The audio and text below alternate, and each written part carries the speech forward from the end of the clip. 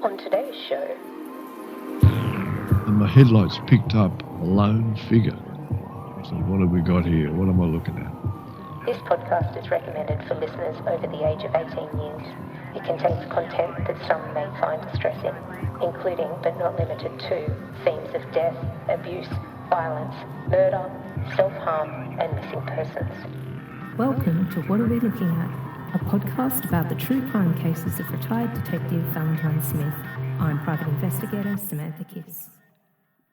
Like and subscribe to our channel for exclusive content. Welcome back, listeners, to episode 4 of What Are We Looking At? Val, tell us about the veteran. Some listeners, they might think this story is a little strange. And perhaps an episode of my imagination running wild. But it happened just like I'm going to tell it. I've not elaborated on the facts. It is exactly how I remembered it from notes of the whole experience I made at the time.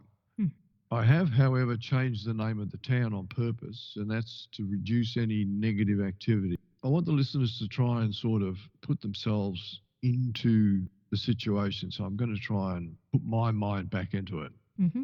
In the early hours of a midweek morning, especially if the weather has turned a little cold, Lakeside could be a most chilling town. You'd patrol on your own with not another soul to be seen for hours. At about 2 a.m. on the 25th of April 1977, I was 27 years old and I was patrolling amongst the pines in a park just above the lake. Freezing cold it was. And from the far side of the lake, the chill came in. Intermittent gusts of ferocity across the lake. There was a row of old cypress trees along the bluff. I was sort of looking up and there was a procession of grey clouds playing tricks with the moon, and it sent shadows dancing off amongst the trees in the park. And as I drove slowly down near the lake with the driver's side window down, listening, there was a little sound above the chop of the waves and the howl of the wind. And then an empty can sort of startled me as it rolled out from the gutter and rattled off across the bitumen on a boulevard, scared the living daylights out of me. A chain groaned and clanged from somewhere down on the pier, and a boat straining at its moorings, and it moved in harmony with the metallic slap of the flag on the aluminium pole at the yacht club. And I drove slowly on, just hugging the curb, and the van didn't make much noise apart from the occasional crash of the padlocks on the rear cage door. That's the setting. I hated night shifts like this. The ones that were bitterly cold, they unnerved me. You're getting tired, it's 2 o'clock in the morning. I eased back down in the seat trying to relax. I used to be able to pull the manual choke out a little bit and then just let the van creep along in first gear. So it's basically driving itself. And just nosed around the far side of Memorial Park near the cenotaph. And my headlights picked up a lone figure. So what have we got here? What am I looking at? I touched the brakes slowly and I stopped as a chilling sensation quickly shuddered through me. Because in the centre of the park, sitting on a bench, bolt upright, was a man with a broad-brimmed hat. So there were options. There's always options. I could either check him out or just forget about it. There's no one else around. Like most cops, duty outbid common sense. So I got out of the van. There's no other police around. The only other police officer is back in the police station. We used to work one up, one in the van, one at the police station. No other police for 100 miles. So I got out of the van. I approached the man from the rear, coming around in a wide arc. I had a little bit of reassurance from the feel of the revolver under my heavy overcoat, although I didn't know if I'd either have the courage or the inclination to use it. With the lights from the divisional van were still on the figure, so I've got the lights behind me shining on him. Although I sensed the man knew I was coming up behind him, he never turned to look. Just sat there, bolt upright. So I moved around to his side. I could see he was an old man. He just sat there motionless, statuesque. And his eyes were fixed straight ahead, and his fists were rested on his knees. And the clothes that the old man wore were reminiscent of the Army Light Horse from the Great War. He had an old slouch hat, but with the brim down all the way around. riding jodhpurs, flat-soled boots and long leather gaiters. He had a thin tartan scarf and an old, well-worn grey suit coat with his only insulation for the cold. Next to him on the bench he had some sort of swag. There was nothing threatening about the old man. He was very thin, very old. His face was pale, bloodshot eyes and hollow-looking cheeks. Regardless of his age, the old man sat proud and sort of unperturbed by the cold. I admired his fortitude and I said, "You all right, mate?" The old man moved for the first time and just turned his head towards me and his voice was shaky and weak and he said, "Yeah, I'm fine, thank you." I moved a bit closer to him and I asked him what he was doing. He said he was waiting for the morning train. And I thought, what the hell? Because the railway station was the other end of town and the morning train was 6 hours away.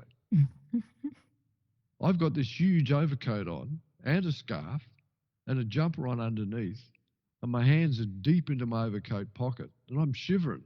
And he's just sitting there. And so I said to him, "I'll tell you what," I said, "why don't you come back to the police station for a cuppa and then I'll run you to the station, to the train in the morning." The old man sort of looked at me and he seemed to have a saddened look as he spoke and his eyes were watering. He said, "Thank you, young fella, but I'd just like to sit here." He said, "I left this town in 1915 for the Dardanelles. I've come back to see some old mates. I'd just like to sit and think." I was ready to leave then, but I thought I might as well ask him his name just in case. So the old man told me his name. He spoke slowly and deliberately as if wanting to hear his name himself. "Good night and take care," and I walked away slowly.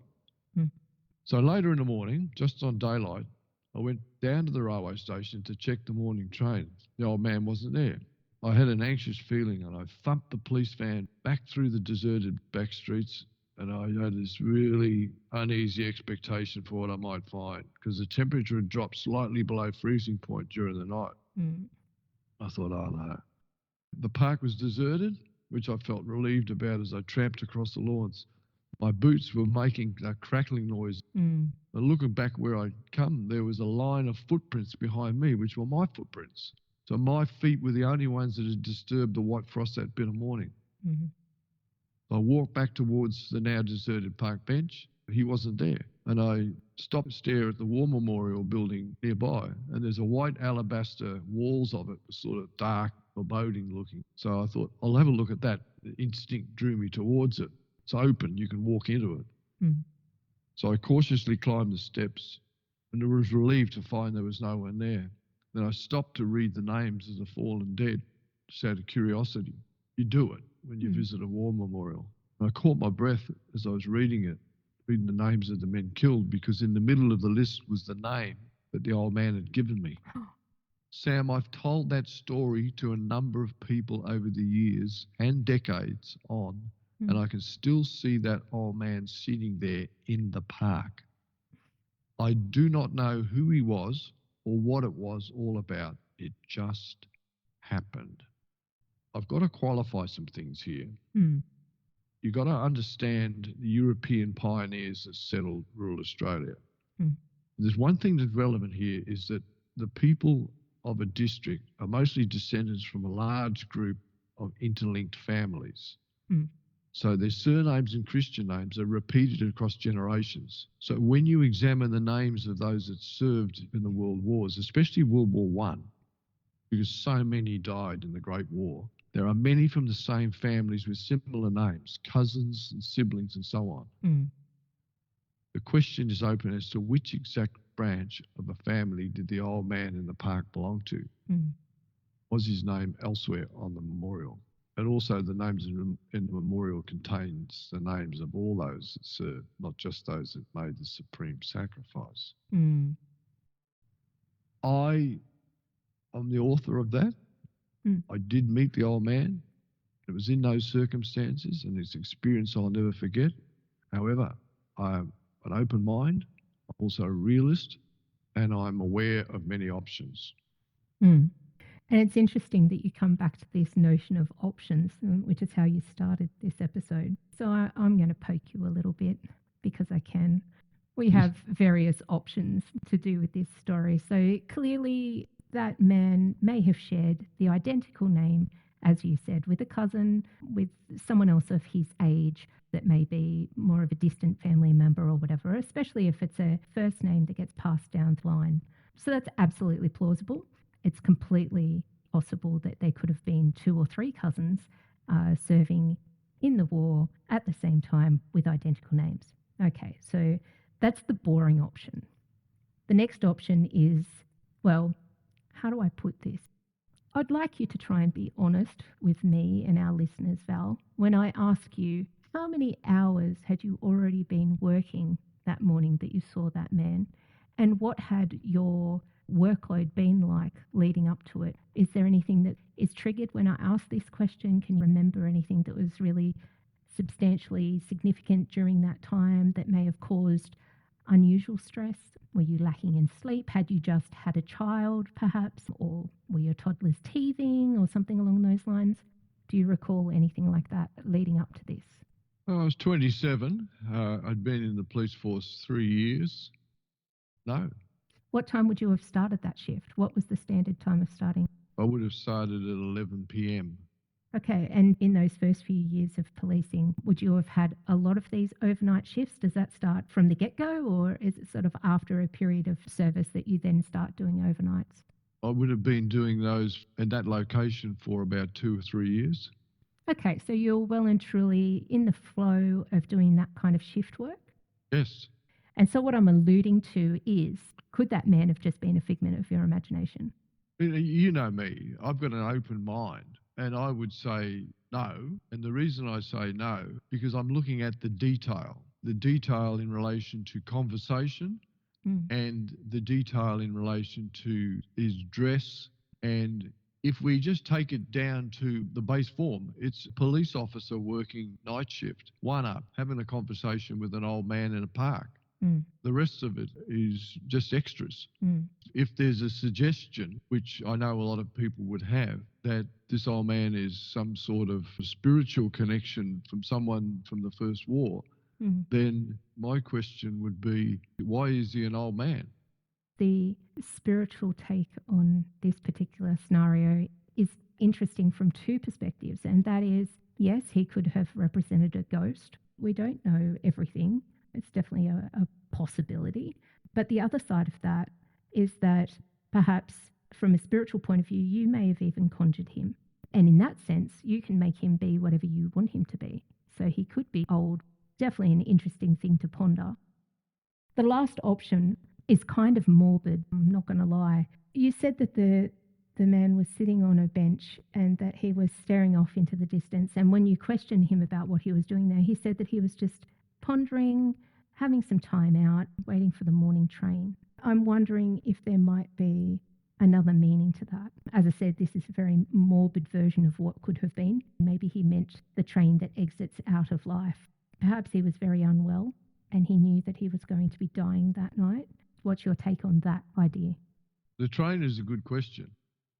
I'd like to think that it's as simple as I had the privilege of meeting a returned figure from the First War in a park at 2 o'clock in the morning and witnessing how tough that old fella was and how a better man than me he was, because he was certainly a lot tougher than I was, even in his advanced years.